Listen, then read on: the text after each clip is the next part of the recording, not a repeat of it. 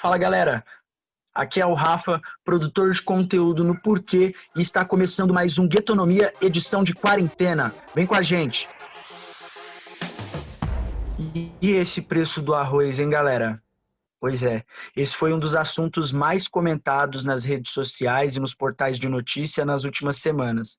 Vocês já devem ter ouvido um monte de notícias sobre o aumento dos preços e também sobre o que o governo está pensando em fazer para resolver esse problema. E logo, o porquê não poderia ficar de fora desse assunto, né? Então, hoje, os nossos economistas eles vão explicar para a gente o que aconteceu e o que a gente pode fazer para tentar contornar essa situação e o que o governo também não pode fazer para facilitar as nossas vidas quando esse tipo de coisa acontece. Então vamos lá, eu passo a bola agora para o meu parceiro Fernando, que vai passar uma visão para a gente. Chega, Fernando. Bom, Rafa, é isso aí. Vamos falar do arroz hoje, né? Virou notícia essa semana, né? O preço do arroz. O preço do arroz subiu lá em cima.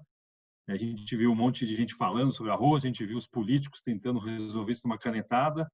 E a gente sabe que não funciona assim, não é com uma canetada ou com uma fiscalização que a coisa vai se resolver. O que aconteceu com o arroz? Bom, em parte tem a ver com o preço do dólar, né? O arroz ele é uma commodity, ele é importado, ele é exportado, então o preço dele tem a ver com o dólar e o dólar subiu, né? Ficou mais caro o dólar, o arroz ficou mais caro também. Faz parte, é assim que funciona o mercado, né? O que a gente não pode fazer é tentar botar a mão no mercado, por exemplo, travar o preço, né? Porque a gente sabe que os preços eles funcionam como um mecanismo, né? Um mecanismo propriamente para ajustar o mercado. Então, por exemplo, o preço de arroz mais caro, o que ele vai fazer, na verdade? Ele vai estimular a produção de arroz. Então, os produtores vão produzir mais arroz e, eventualmente, o preço do arroz pode cair. Então, a gente não pode mexer no sistema de preço, porque é ele que ajuda as coisas se equilibrarem. Então, assim, é bem provável que esse aumento do preço do arroz ele se reverta, em parte porque os produtores vão começar a produzir mais.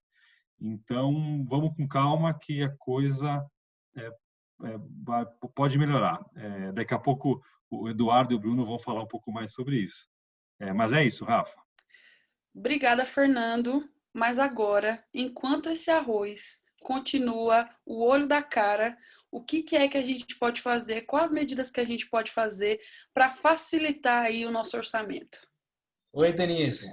Beleza, então vamos ao que interessa. O que a gente pode fazer para tentar segurar a onda do aumento do arroz enquanto oferta e demanda não se ajustam e fazem o preço cair de novo, né, para um patamar parecido ao que estava antes? Em primeiro lugar, não vai existir nenhum passe de mágica que vai fazer você descobrir um lugar que vende arroz ao mesmo preço de antes, tá bom? Isso não dá para fazer. Em qualquer lugar que você for agora comprar 1 quilo de arroz, aqueles pacotes de 5 quilos de arroz, você vai estar pagando um preço maior do que você estava pagando há alguns meses atrás. Mas ainda existe muita diferença, né, muita dispersão entre os preços que diferentes lugares estão praticando. Então, a sua melhor saída nesse momento é utilizar a pesquisa de preços mesmo.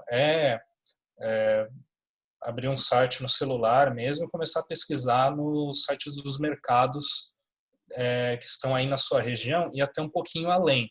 Essa é a hora em que mobilidade ajuda você a conseguir preços melhores. Então, se você tem a capacidade de procurar em outro bairro até num preço melhor do arroz, é isso que você deve fazer. Então, o jeito de você encontrar preços melhores e tentar dar uma segurada na onda é pesquisando. Pesquisa em lugares que você não está acostumado mesmo. Por exemplo, aqui perto de casa, não posso falar as redes dos supermercados, mas moro perto de uma avenida grande, aqui importante, aqui no Ipiranga, tem um supermercado de um lado da avenida, um supermercado de outra marca, né, de outra bandeira do outro. Pesquisando no site desses dois supermercados, eu vi que um deles está cobrando quase o dobro pelos 5 quilos de arroz que o outro. Mesma marca de arroz, mesma quantidade, e eles estão quase um na frente do outro, mas um está cobrando o dobro. Então, essa pesquisa de preço vale a pena a gente fazer. Às vezes a gente se surpreende com onde a gente consegue encontrar preços melhores. Então, lembrando, pesquisa em preços, e se você tem a capacidade de se locomover para outros lugares para procurar preços melhores, utilize isso, gente. E para finalizar, vamos falar um pouquinho sobre essas medidas que o governo poderia tomar para facilitar a nossa vida nessa situação. Por exemplo, esse controle de preços que o governo Bolsonaro está querendo implantar aqui para a gente. Diga aí. Pois é, né, Denise? Então, o que é que um governo pode fazer para tentar ajudar o povo no meio desse episódio de alta do preço de arroz?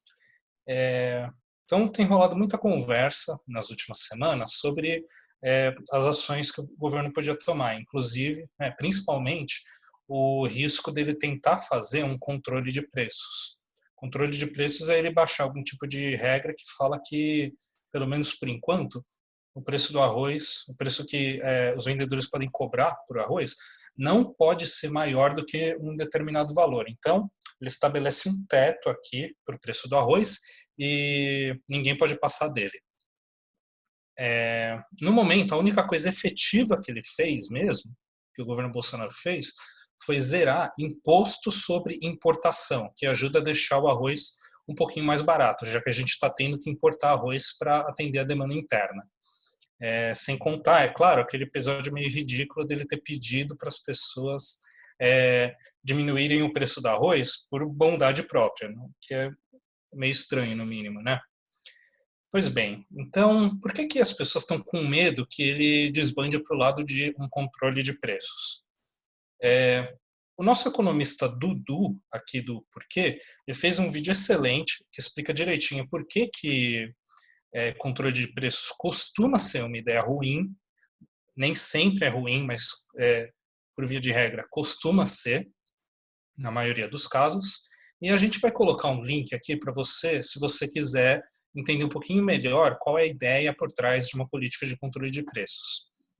Mas basicamente o problema disso tudo é que você está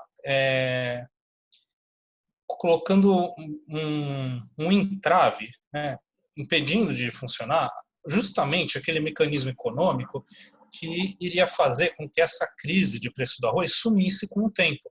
Quando você controla o preço do arroz, você manda mensagem para os produtores, assim,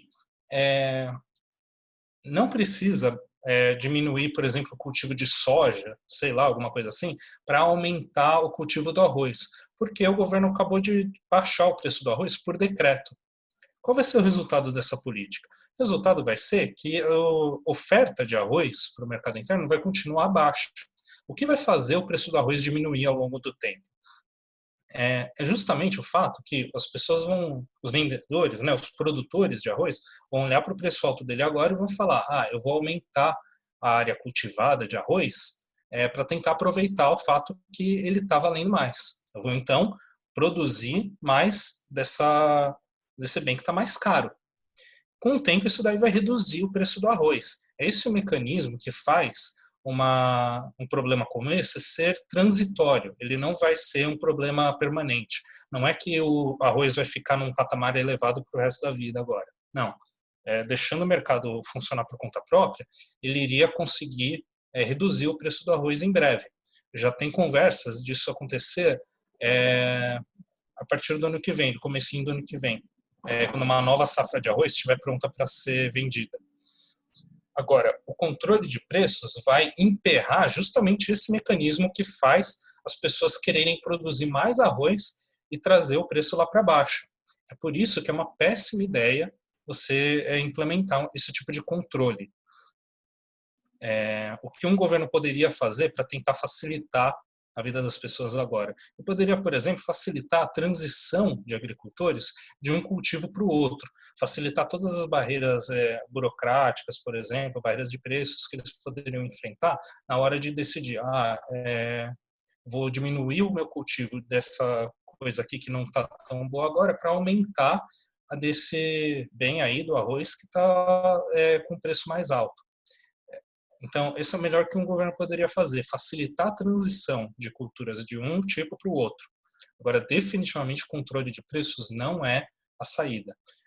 Controle de preços é aquela medida bastante populista, que parece boa no papel, que parece que vai facilitar a vida de todo mundo, que vai salvar o país, mas, na verdade, vai piorar mais ainda a situação e pode tornar permanente um aumento de preços que, no momento, vai ser só transitório, vai ser temporário. É isso aí, pessoal. Aproveita a oportunidade, se inscreve no canal, ativa o sininho e não se esquece também de acessar o nosso site www.porquê.com.br. Lá você vai saber sobre vários outros assuntos relacionados à economia com uma linguagem super acessível. Aguardo você no próximo Guetonomia. Tamo junto.